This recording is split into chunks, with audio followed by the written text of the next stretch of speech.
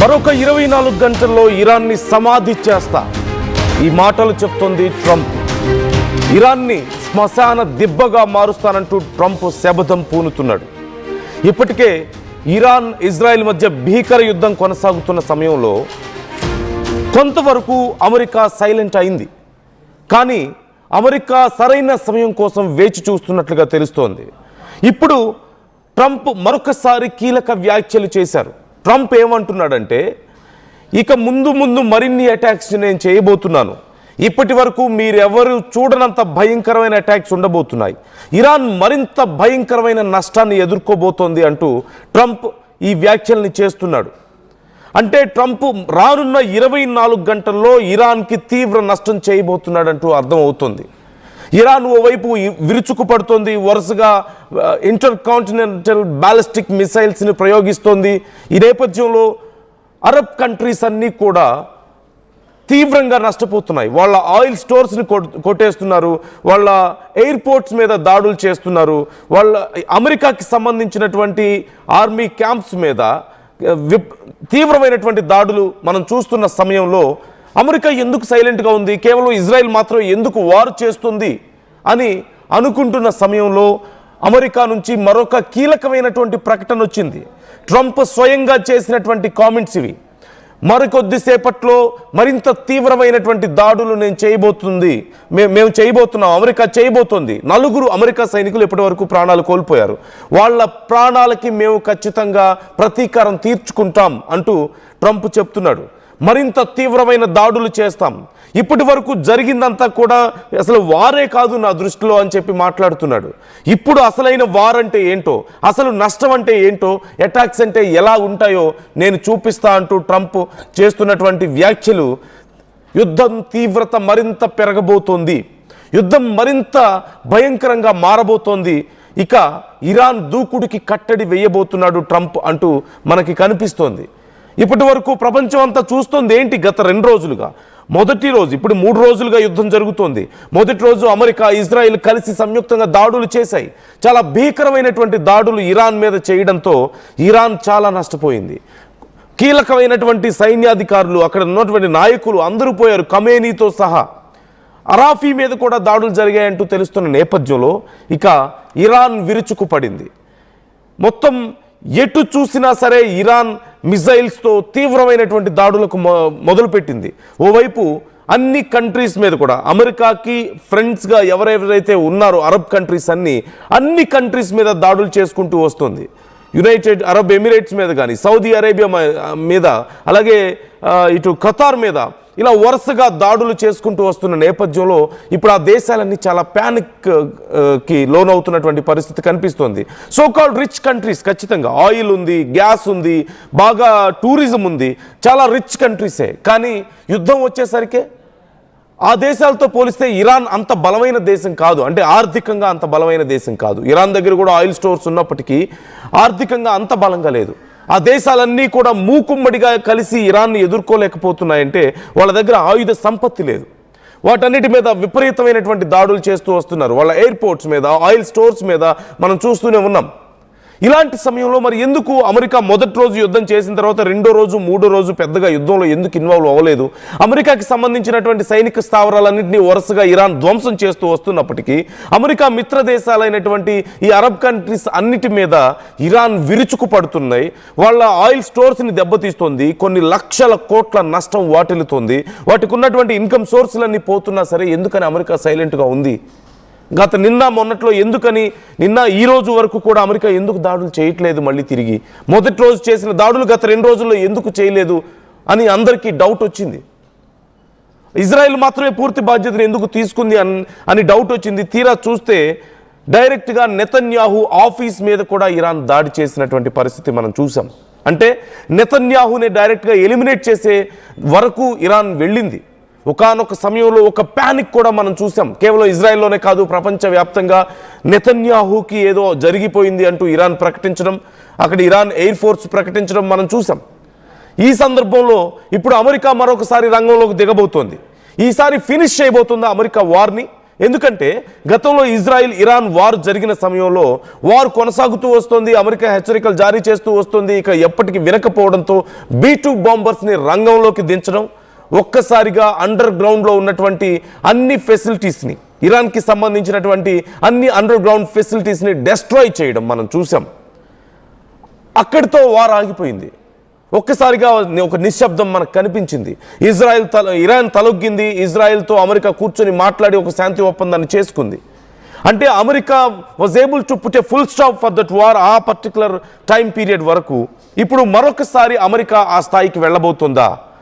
America stealth fighter jets ఇక రంగంలోకి దిగబోతున్నాయా? B-2 bomber రంగంలోకి దిగబోతోందా? ఇప్పటికే అబ్రహం లింకన్ని మోహరించి ఉన్నారు. కొన్ని అమెరికన్ ఫైటర్ జెట్స్ ఇప్పటికే మొదటి రోజు టార్గెట్ చేశాయి, ఇరాన్లోని కీలక ప్రాంతాలన్నింటినీ టార్గెట్ చేశాయి. ఇప్పుడు ఇరాన్కి సంబంధించినటువంటి న్యూక్లియర్ బేసిస్ మీద దాడులు చేయబోతున్నాయా? ఇప్పటికే నతాంజ్ విషయంలో తీవ్రమైనటువంటి దాడి జరిగిందని, రేడియేషన్ కూడా లీక్ అయిందంటూ కొన్ని రకాల వార్తలు, of course somehow there are some speculations also ఈ విషయంలో, కానీ ఎక్కడ కన్ఫర్మేషన్ రాలేదు. కానీ వాళ్ళ న్యూక్లియర్ ఫెసిలిటీస్ మీద దాడులు జరిగాయంటూ వచ్చింది. ఇప్పుడు ఫోర్డ్, నతాంజ్తో పాటుగా మరిన్ని న్యూక్లియర్ ఫెసిలిటీస్ మీద దాడులు చేయబోతున్నారా? అమెరికానే డైరెక్ట్గా, విట్కాఫే డైరెక్ట్గా చెప్తున్నారు. విట్కాఫ్ చాలా క్లియర్గా చెప్తున్నారు, ఇరాన్ దగ్గర 460 కేజీల యురేనియం నిల్వలు ఉన్నాయని, 11 న్యూక్లియర్ వెపన్స్ని తయారు చేయగలిగేటువంటి శక్తి, 11 న్యూక్లియర్ బాంబ్స్ని తయారు చేయగలిగేటువంటి శక్తి ఇరాన్ దగ్గర ఉంది అంటూ చెప్పుకుంటూ వచ్చారు. సో ఇరాన్ ఆ విషయంలో ఎక్కడా ఖండించలేదు. గతంలో జరిగినటువంటి మీటింగ్స్లోనే చాలా క్లియర్గా చెప్పింది. అంటే వాళ్ళ దగ్గర 60% మాత్రమే శుద్ధి చేసినటువంటి యురేనియం వాళ్ళ దగ్గర ఉంది. సో అంతకు మించి అడ్వాన్స్డ్గా ఇంకే స్టెప్స్ పడలేదా?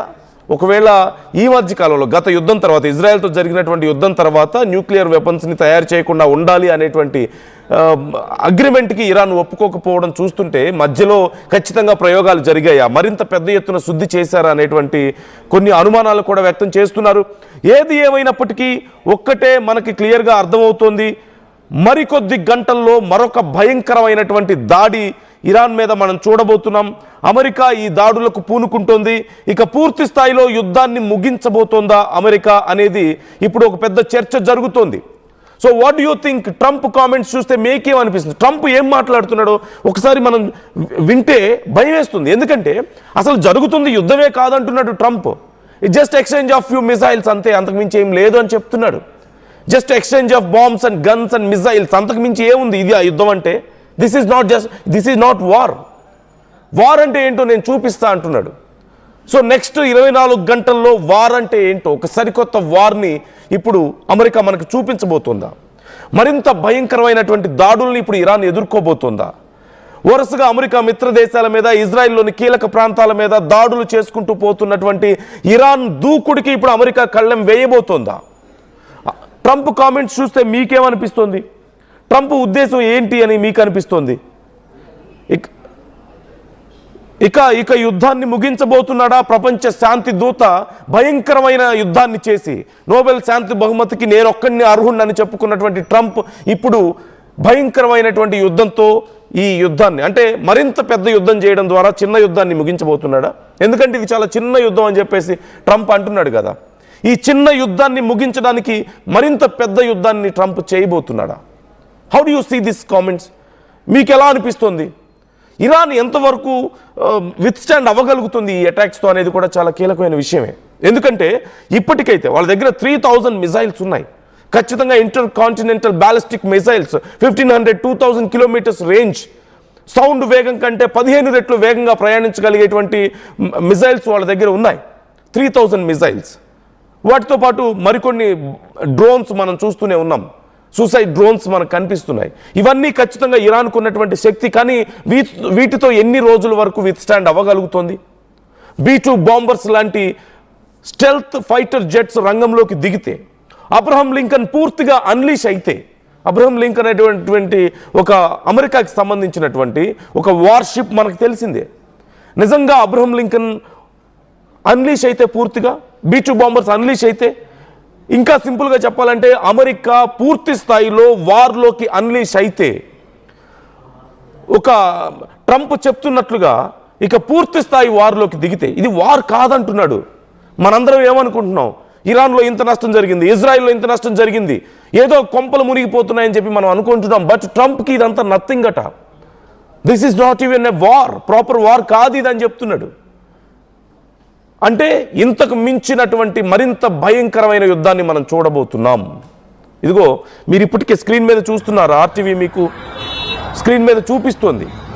ఇది వార్ కాదా? ఇది వార్ కాదా? అన్ని అరబ్ కంట్రీస్ తీవ్రంగా నష్టపోతున్నాయి, వాళ్ళ ఆయిల్ రిఫైనరీస్ కొన్ని లక్షల కోట్ల నష్టం జరిగింది. ఇది వార్ కాదా? ఇరాన్ సుప్రీం లీడర్ ఖమేనీ పోయాడు, ఇప్పుడు అరాఫీ కూడా పోయాడు అంటున్నారు. నెక్స్ట్ వచ్చినటువంటి సుప్రీం లీడర్గా ఉన్నటువంటి వ్యక్తి, అతని మీద కూడా అటాక్ జరిగింది అంటున్నారు. ఇరాన్ ఏమో డైరెక్ట్గా నెతన్యాహు ఆఫీస్ మీద అటాక్ చేసింది, ఇజ్రాయెల్లో చాలా కీలకమైనటువంటి ప్రాంతాల మీద. ప్రతి 10 నిమిషాలు 15 నిమిషాలకు ఒకసారి అలారమ్స్ మోగుతూనే ఉన్నాయి, సైరన్స్ మోగుతూనే ఉన్నాయి. ప్రజలు బంకర్స్ నుంచి బయటికి రావాలంటే భయపడుతున్నారు. Still this is not war for Trump. ఇంకా వార్ అంటే ట్రంప్ దృష్టిలో వార్ అంటే ఇంకెలా ఉంటుంది, ఇంకెంత భయంకరంగా ఉండబోతుంది. గతంలో వెనిజులా మీద అటాక్ చేసిన సమయంలో నికోలస్ మదురోని అటాక్ చేసినప్పుడు కొన్ని సౌండ్ని ఆల్టర్ చేయగలిగినటువంటి వెపన్స్ని, అడ్వాన్స్డ్ టెక్నాలజీతో కూడినటువంటి వెపన్స్ని అమెరికా యూజ్ చేసింది అంటున్నారు. మేబీ అలాంటి సరికొత్త వెపన్స్ని ఇప్పుడు ఇంట్రడ్యూస్ చేయబోతుందా జరుగుతున్న వార్లో? ఈ ఇంటర్ కాంటినెంటల్ బ్యాలిస్టిక్ మిసైల్స్ కానీ, నార్మల్ మిసైల్స్ కానీ, లేదంటే ఈ బాంబ్స్, ఫైటర్ జెట్స్, ఇవి కాదా? ఇంతకు మించిన అడ్వాన్స్డ్ వెపన్స్ ఇంకా అమెరికా యూజ్ చేయబోతుందా? పూర్తిగా అన్లీష్ అవ్వబోతుందా? అమెరికా శక్తి, స్ట్రెంగ్త్ ఏంటో ప్రపంచానికి ఒకసారి చూపించబోతుందా? ఇన్ని రోజులు, ఈ 2 రోజుల పాటు సైలెంట్గా ఉండడానికి కారణం ఏంటి? వాళ్ళ మిత్ర దేశాలు అంత నష్టపోతుంటే why Trump is just why Trump is not making any noise, why Trump is keeping quiet? అంటే కొంచెం ప్రపంచంలో ప్యానిక్ క్రియేట్ అయితే కానీ అమెరికా వాల్యూ ఏంటో, అమెరికా సత్తా ఏంటో వాళ్ళకి అర్థం కాదు అన్న ఆలోచనలో ఉన్నాడా ట్రంప్? ఒక్కసారి జస్ట్ టేక్ ఏ లుక్. మనందరికీ చాలా భయాన్ని గొలుపుతున్న ఈ విజువల్స్ ట్రంప్కి అది వారే కానట్లుగా కనపడుతుందంట. ఒకసారి ఆ విజువల్స్ చూద్దాం.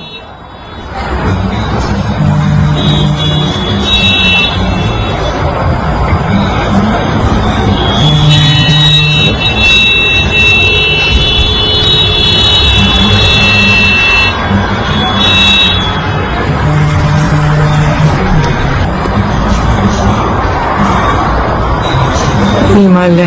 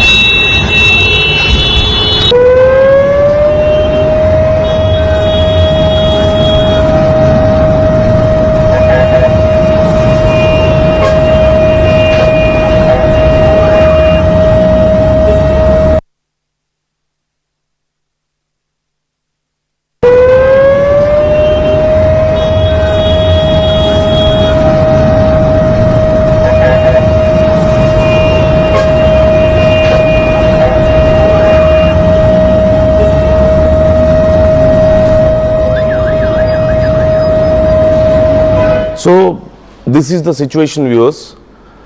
Just see the destruction behind me. నా వెనక కనిపిస్తుంది కదా మీకు డిస్ట్రక్షన్, అదే డిస్ట్రక్షన్ కనపడుతుంది. కొన్ని వేల మంది ఇప్పటికే ప్రాణాలు కోల్పోయారు.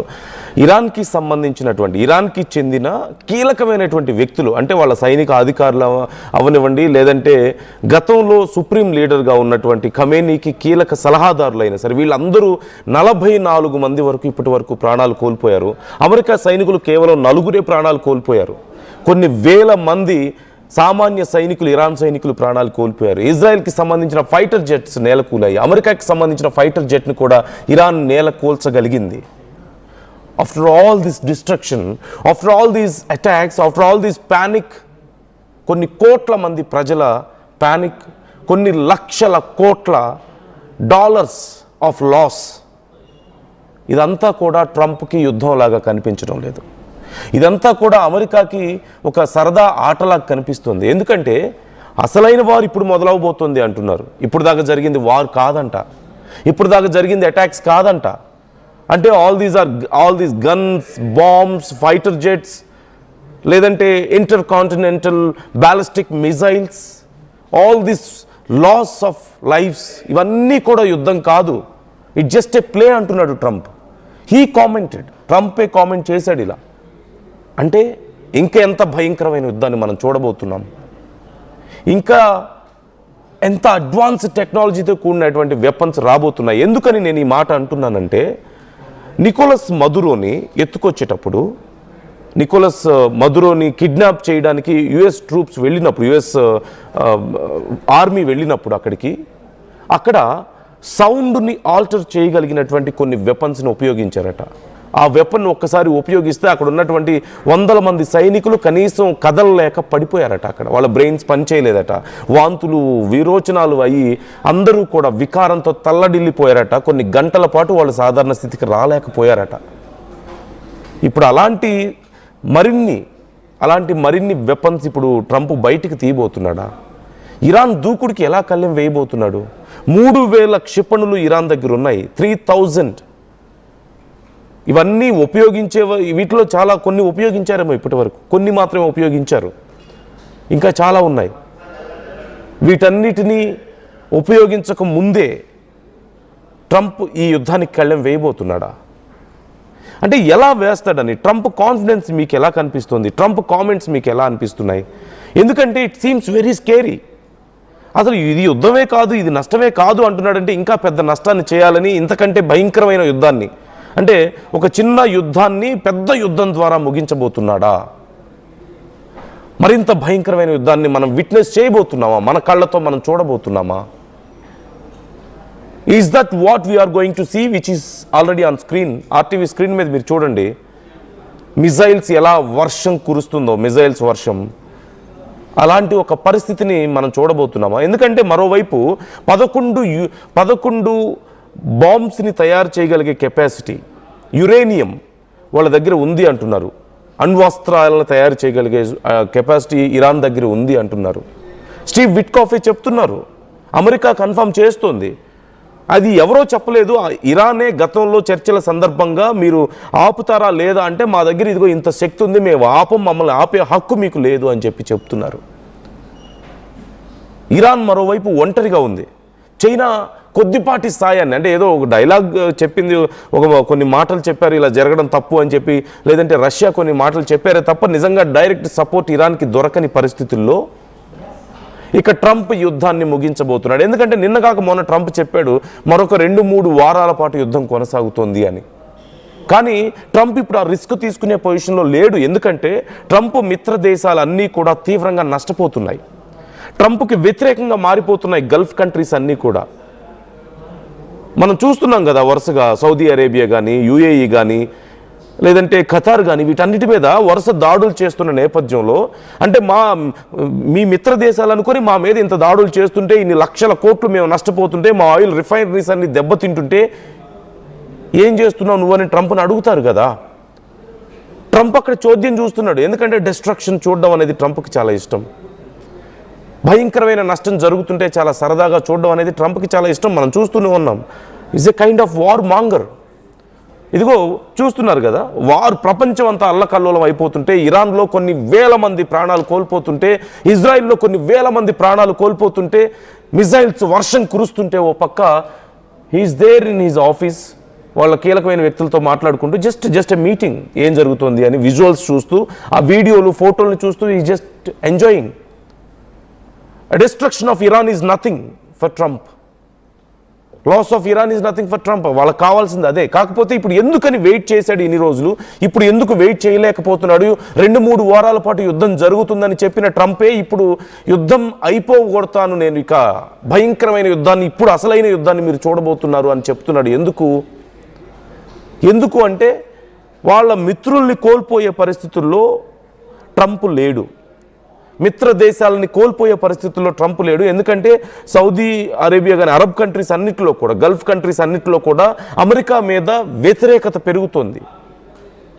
మా మీద ఇంత భయంకరమైన దాడులు చేస్తుంటే ఏం చేస్తున్నావు నువ్వు అని అడిగే పరిస్థితికి వస్తున్నారు. మేము నష్టపోతుంటే నువ్వు చోద్యం చూస్తున్నావా అని దూరం అయ్యే పరిస్థితి కనపడుతుంది. Trump is not ready for such kind of loss. ఎందుకంటే చాలా పెద్ద వ్యాపార సంబంధాలు ఉన్నాయి ఆ దేశాలతో. సో అందుకని ఓకే, ఇక వెయిట్ చేస్తే కుదరదు, ఇక లాభం లేదు, ఇక యుద్ధంలోకి దిగాల్సిందే, ఇక యుద్ధాన్ని ఫినిష్ చేయాల్సిందే అని ట్రంప్ దిగుతున్న పరిస్థితి. మరోవైపు ఇజ్రాయెల్ పూర్తి చేయలేకపోతుంది యుద్ధాన్ని. గతంలో కూడా యుద్ధం జరుగుతున్న సమయంలో ఆ యుద్ధాన్ని ఆపగలిగింది ట్రంపే. B-2 బాంబర్స్ రంగంలోకి దిగాయి, గ్రౌండ్ని బ్రేక్ చేసుకుంటూ వాళ్ళ అండర్ గ్రౌండ్ ఫెసిలిటీస్ని కూడా డెస్ట్రాయ్ చేసిన తర్వాత అప్పుడు ఇక దారిలోకి వచ్చింది ఇరాన్. ఫోర్డో మీద అలాగే నతాంజ్ మీద చేసినటువంటి దాడుల తర్వాత, వాళ్ళ న్యూక్లియర్ ఫెసిలిటీస్ మీద దాడులు జరిగిన తర్వాత కదా దారులు